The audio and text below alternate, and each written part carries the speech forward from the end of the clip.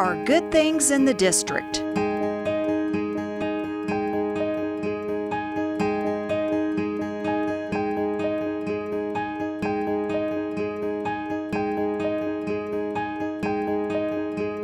Many good things, but also substantial building issues that are affecting the quality of education and activities for students.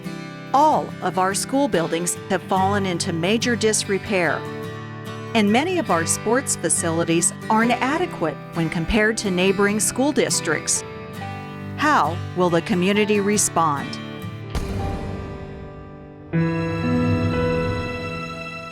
If you haven't toured the school district buildings lately, perhaps you should. Every building needs a new roof.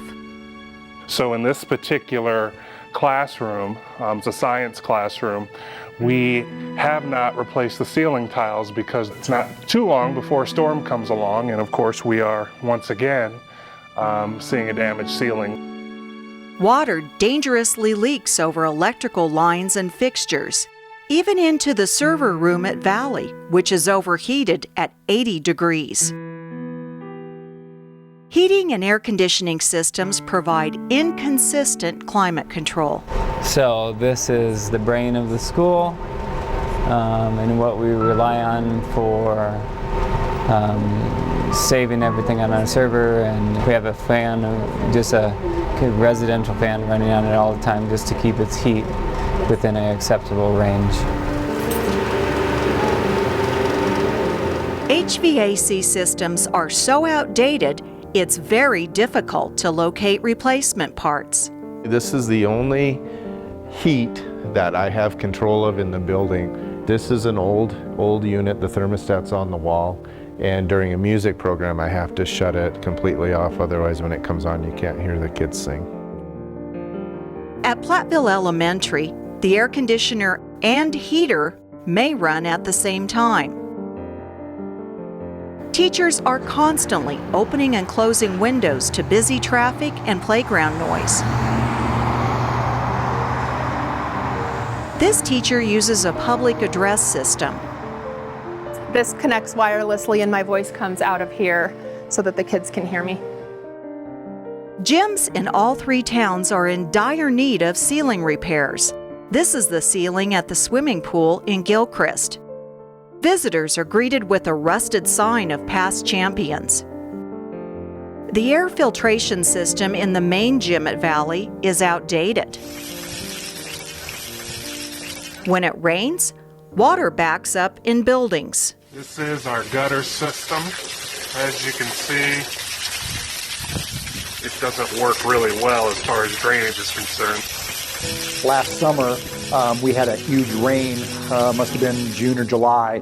I had standing water from that door down there to this water fountain. Permanent sandbags, makeshift drainage.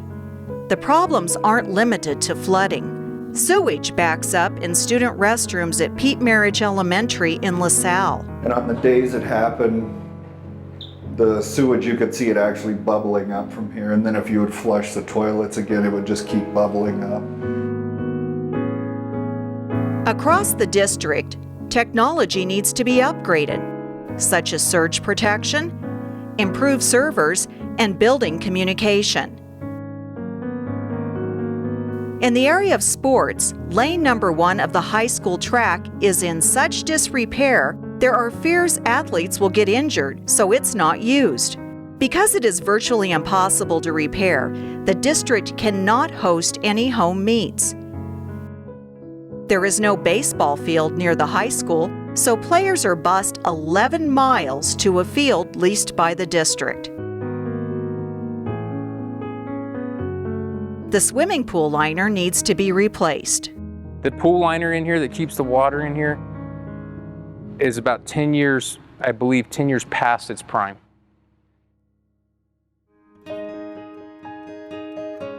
When the district was formed in 1960, it brought together the 3 farming communities of Platteville, Gilchrist, and LaSalle. In many ways, it was a difficult transition, as there was a rivalry between the towns.